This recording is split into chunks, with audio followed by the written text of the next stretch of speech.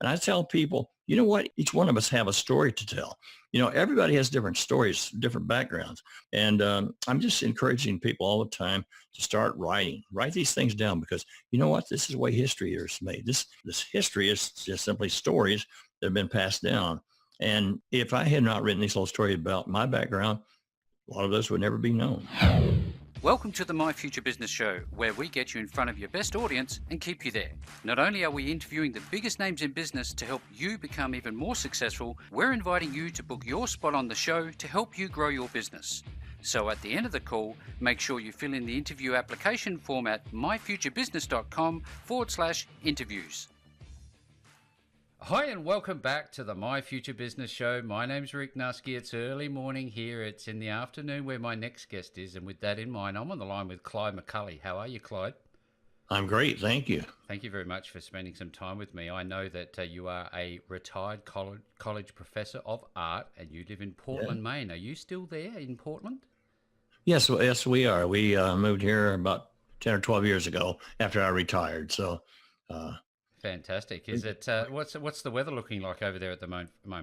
well, actually, we've had it's still pretty cold up here. We're still getting quite a bit of rain, or we should be having better weather than we are right now. It's everything's running a little bit late up here in the east, and so some of Maine got actually a little snow up in the mountains yesterday. So, oh, wow. Anyway, we should be way beyond that. The trees should all be green, the grass should be green, but we're still waiting for that to happen. So, Clyde, I'd love to explore a little bit about what you do before we jump into your experience as an author. Tell us a little bit about yourself. Okay. I was born in 1941. I'm as old as dirt, but I was born in Benton, Arkansas, which is down in the south. It's a little bit a little bit more toward the southwest, just above Louisiana, and so anyway, I was raised, born into a poor family. There were 6 of us kids. Now, 5 of them had been born way before me, and I was the 6th one, came along 8 years after the rest of them. So obviously I was well planned. But anyway, my brothers, my 2 older brothers, they joined the service, went off to World War II.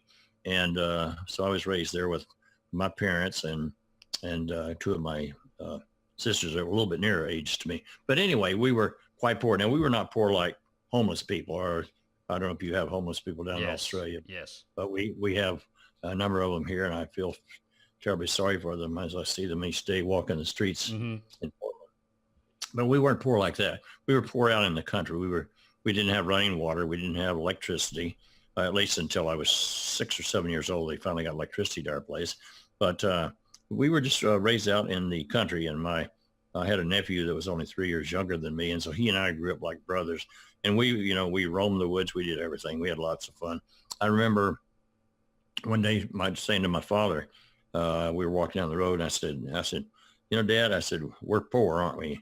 And he just stopped and he looked at me. He said, no, son, we're not poor. We're just a little bit short on money. And it was his attitude about things. And he said, the neighbors over the hill, he said, they're poor. Their kids have to eat mustard and sugar sandwiches for lunch. And he said, you have bologna. I don't know if you know what bologna is or not, but it's considered one of the cheaper foods of some meats of some sort. And so I was, it's interesting. I was telling this story at one of my book signings a while back. I was up in Canada at a little fishing village named Grand Manan Island. And there was a lobsterman there, and he came up to me afterwards and he said, what? He said, I'm about the same age you are. And he said, I was raised poor on this island too. And he said, my dad was a lobster fisherman. Now he said, in those days, lobster wasn't considered a delicacy. Yeah, he said it was poor man's food. It was what they fed the prisoners and so forth. So really? He said, because my dad was a lobsterman, we had to take a lobster sandwich to school every day. And he said, I was so embarrassed to do that. And he said, what I wouldn't have given to trade my lobster sandwich for your bologna sandwich. I can imagine. And, I just thought, gosh, everything's kind of irrelevant, relevant to something else. And that's the way he saw it. So it was fun. I had a lot of fun with those people up there. A lot of them were raised very poor like I was, about the same period of time. And so anyway, that's a little bit of the background. So, well, I must tell you though that I wanted to. My mother said, Clyde, you should go to college. Now, of the 6 kids, there are 3 older never finished high school, and the 3 younger ones we did, and then I was the only one that ever set my foot inside a college to go to school. And but my mother, she said, I know you want to be an artist. I had actually got this interest in art by going up into my Aunt Ola's attic, and she had some oil paintings up there, and I got very excited about this. This is when I was probably 7, 8, 9 years old, and so I was telling my mother, and we were quite poor, and she finally saved up enough money to buy me a little wooden easel. And I had a brother-in-law that is he painted he painted eyes, glass eyes for soldiers. He was he was called into the service too, and he was conscientious objector, so he had to paint these glass eyes. And so he said, I can get you some old tubes of oil paints from the government. We just throw them out. So he got that. My dad had some old canvas window shades up in the attic, and we got those and stretched over frame we made, and I started painting. So just as a young child, I wanted to be an artist. I knew that. So anyway, as I grew up, I got married when I was quite young, actually. And then so I didn't go right to high school. To college right away. I graduated high school, and my wife at that time, she and I went over into the Appalachian Mountains over in eastern Tennessee, and we went up to a little self-supporting school up there, and we worked up there with them. And that's where I learned to do a lot of all kinds of things. I learned to do electrical work. I started doing plumbing. I started doing everything because the school worked. Everything was done by the students and by the faculty and so forth. So anyway, I got a lot of good education there. So then I started school to college when I was 23 years old, I believe. And so anyway, I was determined to go ahead. I got my master's degree. I got my bachelor's, then I got my master's. And then I later on started teaching college. And then later on, I did my doctoral work, my doctorate. And my mother only had a 7th or 8th grade education, I guess. She was a good old country girl. And she came to my graduation. It was the only one she came to was my doctorate. And after I graduated, she, I had all my cap and gown on and everything. She came up to me and said, now, Clyde, can you write me prescriptions now that you have this doctor's degree? And I just kind of looked at her and I said, Mama, I said, I don't, I said, no, I can't. She said, now, why would you go to school for all these years to be a doctor and can't write a prescription for me for my drug? I said, Mama, I don't think I can explain that to you. It's the wrong type of doctorate. Yeah. So I was a doctor. As far as she is concerned, I was a doctor of nothing because I couldn't, get her prescription for her. She's proud of me. Don't misunderstand. Yeah. So, I just love to. This is the essence of why I love to talk with people about their lives, their stories, because it can fascinate me, it can amuse me, it can entertain us, it can educate us, all of these things. And I'd love to now talk about how it was that you started to, or decided to, I guess, add to your desire to be a painter to start writing books. How did that all come about? Well, I retired. Sorry, I graduated, I guess, too. I retired in 2002. Yep. And my wife and I actually went up into Canada and ran some weekly cottage rentals there right on the ocean for about 10 years. We just sold that a couple of years ago. But anyway, my kids had always said to me, Dad, I would tell them stories when I have 2 daughters. And so my kids would also always say, Dad, you tell us stories. So I'd tell them all these stories about when I was a kid. And they, as they got older, they're both married now and have their own kids. And they said, Dad, you should write this stuff down because we'd like to have it somewhere where we could keep it. So I thought, well, maybe I should. My wife had started taking some writing classes herself. And I thought, well, this is interesting, so I started finding out about self-publishing. I didn't, I was new to all of this. And so I knew that's almost, it's pretty hard to get a big publisher to take you on when you're brand new. There's as many wannabe writers out there as there are wannabe artists, you know. And so, so anyway, I just sat down one day and thought, well, I'm going to start writing. And I just started writing these little stories about my childhood, and it was called The Boy on Shady Grove Road. And it's about my childhood in the 1940s and 50s and growing up there in Arkansas. So I had a little bit of success with it and sold some of them and so forth over Amazon and bookstores.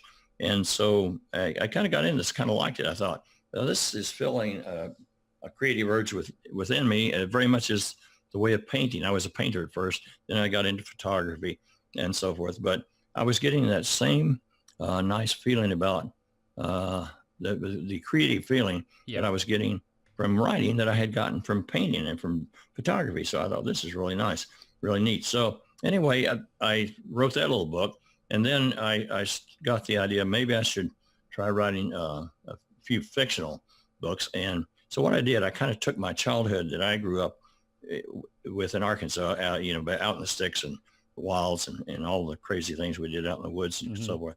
And I'll kind of transfer those over to two kids being raised in the Appalachian Mountains in eastern Tennessee. And so I put them in the same time period, the 1950s, as I had been raised. And so I have them doing all kinds of crazy things. They live up on a ridge with about half a dozen families up there that have no running water and no electricity and so forth. And I had started making these stories up for them. And so what I thought I would do when I started writing these stories, I thought, I want to make it probably for kind of middle graders. So I thought, what shall I do? So my wife suggested, you ought to give some of your chapters that you're writing to some kids that are middle graders and have them read them. And then let's have them come in for a little critique with us. So that's what I did. I started giving them some chapters, and they came in. And so, they started to give me, ideas. They said, we think you ought to add a girl to the story. And I said, a girl? I just had these two boys, like myself and my nephew had been before when I was a kid. And they said, girls like to read about girls. And remember, girls also buy books, they said. A 9-year-old kid told me. So I thought, well, that's pretty clever. Yeah. But one of them said, and the other thing is, you want to make sure that you, make them mysterious, and you want to add a little danger to them, and you want to, do all these different things that kids would like. And so that's what I started doing. I took a lot of their advice. I wrote a girl into the story, which really adds a lot to. I mean, she's peppy. The boys don't like the idea. She moves in, her mother, and she was raised over the mountain, and they move into the same community because her father died. But so the boys know she's their cousin, so they've got to deal with her. But they thought, she's going to keep us, she's going to slow us down. She's going to be a sissy. She's not going to do anything that we can do. But when she got there, she surprised them. She could throw rocks as hard as they could. She could do everything. She'd climb trees. She could ever do anything. So they found her to be the perfect mate. And so they go discovering all kinds of things. And so there's two books. One is called The Panther Creek Mountain. This is a series of books now. Yep. The very first one was called Panther Creek Mountain, The Big Adventure. And then the second book was called Panther Creek Mountain, The Haunted Pond. And these kids discover a haunted pond way up in the mountains. And they fish something very spooky and scary out of the pond up there. And so it's got a lot of mystery to it for the kids. And then the one that's I just sent in today, and it's just got noticed back before I got on the radio with you, that it's going to be published now. And that one's called The Panther Creek Mountain Twin Treehouse Mysteries. And the kids decided to build tree houses on opposite side of a big creek, and they built a rope walkway bridge across, and they have all kinds of adventures. So anyway, I just got into this, and I'm having fun with it. It's keeping me, as they say, out of the bars and out of the pool halls. Oh yeah, I'm sitting here, and there's a couple of things I've taken away from what you've just shared. The haunted pond, that just conjures up some pretty scary visions. I love the titles of these books, and I did notice also that your pace and the excitement in your voice picked up straight away when you started talking about the content. Is this something that people must have to become an author, do you think, that passion? Well, I think so in a way. I don't know. I mean, as you say, I realized I was getting a little excited myself there telling you about those books. But I do think that people have to write about something that they, don't want to write about. Now, I try to encourage people to write. For instance, when I wrote my first book, The Boy on Shady Grove Road, Mm-hmm. that was a little memoir of me. And I tell people, you know what? Each one of us have a story to tell. Everybody has different stories, different backgrounds. And so I try to encourage people to just take a few minutes. In fact, I've even put out a couple of little books, my wife and I, about to help people get started in their writing. We have that on our website. And I'm just encouraging people all the time to start writing. Write these things down, because you know what? This is the way history is made. This history is just simply stories that have been passed down. And if I had not written these little stories about my background, a lot of those would never be known. Mm-hmm. And not that they're fantastic. I wasn't, running for president or anything like that. But No, but they're your stories, aren't they? they're my stories. And everybody has their stories. That's the interesting part, Rick. Absolutely. Everybody has their story. And I'd love to just ask you, what age brackets did you write up to? Did you, and I guess that's the first part of the question we should explore. Is it up to your I'd say up to teens? grade 8, probably. Grade 8, right. Yeah, but they can actually kids here. I have kids that are in first grade that are buying my books, and these kids, when I see them, they give me back reports about how they love the Haunted Pond, and they love when they're reading about when they found the Indian mound in the woods, and all that kind of stuff. And so I have first graders reading, I have eighth graders reading, but you know what? I also have a lot of adults reading it, because the adults, it takes them back to their own childhood in so many ways. And what I'm finding too, a lot of my audience is also grandparents, because grandparents right now are looking for books that have some kind of salvation to them, as far as still giving kids a good feeling about themselves, Mm-hmm. showing kids that they can help others and still have fun. And, my books are not about Star Wars and all that kind of thing. We didn't have any of those kind of, we didn't even have a TV when I was a kid. And this is what so many kids are missing today, Rick. Oh, absolutely. They just don't, they don't even have their imaginations. They're texting on these phones, which drive me nuts.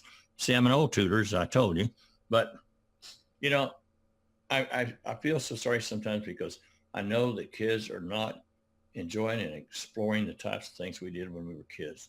Yeah. We just took simple things. I just got to tell you this. One time we were trying to say what I do. We had an old Victrola record player. I don't know if you know what those are or not. But you wound it up. You had a handle on it. You had to wind it up. A spring was in it, and then it would play these old 78 records, Mm-hmm. RPM records.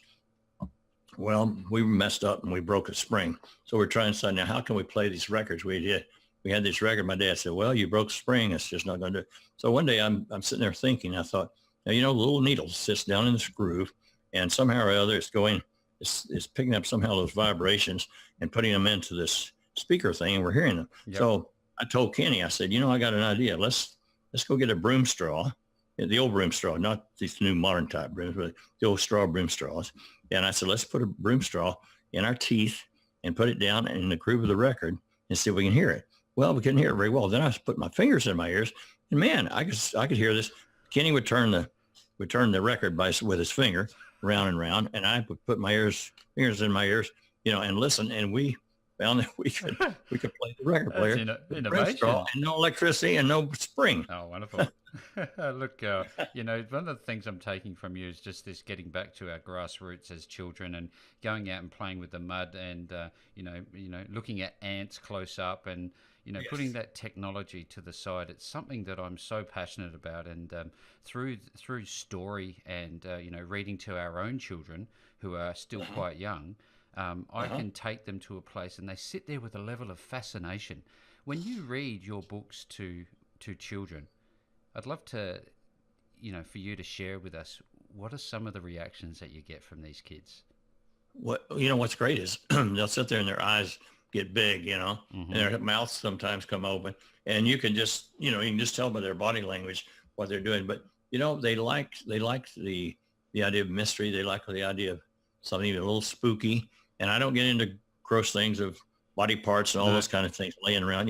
It's none of that kind of stuff. It's good, honest, clean. And in fact, let me tell you, one audience I'm finding that is our homeschool kids. I don't know if you have those or not, but we have some of the people where they'll have homeschools set up. And these are people that have homeschools are finding these books fascinating because there's a good quality of stuff. We try to give all a little. They're not goody two-shoe stories. Yeah. These kids are having adventures, but they still respect their parents. They still thank their mother for fixing their lunch, their dinner for them. They still help her wash the dishes in the kitchen and so on. And they do their chores and they just show respect. This last one I've written about the twin treehouse, the mystery twin treehouse. They find that someone's leaving little gifts for them up in their treehouse at night, and it's like penny candy and so forth. And this is kind of spooking them because they don't know, is somebody trying to trick us? Is somebody going to harm us? It's funny because again, we sit there with our children and we physically grab a book. We don't have a tablet or some sort of technology in front of us. We physically grab a book. They bring books home from school. And, I, as you mentioned earlier, I also, as an adult, lose myself in these books. Yeah. Well, a good children, let me tell you, children's books are not that easy to write. I mean, they say that sometimes children's books are some of the harder ones to write because you have fewer words sometimes, and you've got to, you got to make this connection with the kids and with their imaginations and so forth, and try to keep very them quickly too. And quickly, and you can lose them quickly too. You've shared some wonderful insights into these books, and I'd love to talk a little bit about your own podcast. Let's talk about that. Okay, I just exploring, and I've started a little podcast that I go into things that are nostalgic with people from the olden days and so forth. And so I generally have older audiences that like to listen to these, but sometimes some of the younger people like them too and kind of find them fascinating. But we go into, I talk about, sometimes I may have one just on talking about childhood smells that we remember when we were kids, Yeah. And it's amazing how many different ideas you get from people as to smells, or things they played with when they were kids, or things they did and so forth. Or when, let me tell you, for instance, I talked about my father. I should mention this to you. My father was 60 years old when I was born. My mother was 40. So, my dad was born 15 years after Abraham Lincoln was assassinated. So he was born still in the 1800s. And so he saw the first automobile come in. He saw the first car. He saw, all these things that with the turn of the century was just totally new and totally made things different. So I talk about that sometimes. I just go into all kinds of things, but people can, go to my website and they can pick up, and iTunes have my, my podcast. They can go to a number of different ones, Stitcher. I'm not sure who all. There's about 12 or 15 different stations. Yeah, there's different distribution channels, isn't there? Yeah, distribution. Yeah. And so I do that just for kind of fun. And here again, I'm just kind of enjoying sharing these things that I look back on now and wish I had jotted down more notes when I was younger. Yeah, well, we can always look back and always think about what we could have done differently, what we could have added. But you've brought some wonderful memories flooding back for me, and now I'm starting to think about the scents and the smells and the things I've experienced as a child myself. It's just been wonderful. I'd love to ask you, Clyde, how many books are there in the series, and what do you have coming up next? Okay, right now I have 1, 2, 3. The fourth book is just going to be coming out this next week. Should be printed. So I have 4 of those, and then I have a couple of other books. I probably will do a couple or 3 more in this series. What I'm trying to do is make them where they can come out as ebooks as well. I don't really like ebooks for kids myself, but I still find a lot of kids are reading the electronic books. Yes. And so I do illustrations, and that's another thing. Kids, when I asked these kids about how I should write the book, they said put illustrations in it. So I do really quick little sketch, ink sketches and so forth, and put in. But I don't give too much detail because here again I find that kids like to each one look at it and imagine it themselves So anyway, I have probably a couple more of those coming out. I'm still playing with other ideas of novels and so forth, but I don't want to fool myself. I'm not a great writer, but I'm having fun telling stories. I'm a storyteller, really. Yeah. We put it in between pages. So, and given the interest in these books, where can people find them if they want to access them? Okay. Amazon carries all of my books. I mean, Amazon, what do they not carry, right? Yep. But they can also get it at Barnes & Noble, which are the bookstores here in the States. Where else can they get them? There's a number of e-books that they can order, Kobo, and I can't remember who else is carrying them right now. But if they would want to go to my website, you can see all of my stuff there. It's CLYDE McCULLEY. Well, if they put the www there, it works. But www.CLYDEMcCULLEY.com. It's just my name, CLYDEMCCULLEY.com. No spaces, just CLYDEMcCULLEY.com. And my website will come up, and you can see the podcast on there. And also, if you don't mind, I would like to offer your listeners a chance to get a free book, absolutely, signed copy. Yep. And now, if they will go to my website, ClydeMcCULLEY.com, at the back there is a contact page, and all they need to do is put their email address and simple information there, and just put in there, that they want to try to win the book or something, just so that I will know. And if they email that to me, then I'm going to, in probably about 3 weeks, I will, pull out of the hat someone, and they'll get the Panther Creek Mountain, The Big Adventure. That's the first one of the series, and it's really the one that'll be best to get them started and so forth. Yeah. But these books are great for holidays, for Christmas, for everything. Yes. And it's to what I try to do in here is I put a little historical stuff in the stories too, so that kids can see how kids used to live and how things they played with and everything. It's like that. Yeah, but that's just such a wonderful treat. And as is normally the case, I will make the links available on Clyde's post on the My Future Business website. Clyde, it's been an absolute treat spending some time with you on the My Future Business show today. Oh, Rick, it's really been fun talking with you. And you're really easy to talk to. I'll recommend other people to contact you too. And I hope you have lots of listeners, and I hope they'll look up my little books for me and do it. Oh, and you know what else? If people will, and I remember this about anybody's books you read, if you'll just write a little review for them at the end. You put that on Amazon, you put it on Goodreads, you put it on all kinds of things. But if you just take a few minutes and say, I really like this book, and here's the reason. Or, you know what? I didn't find this book that great. You can also write bad reviews. But, I find that it really helps when people write reviews for your books. And so all authors would appreciate people writing reviews. It helps us a lot. Thanks for joining us today.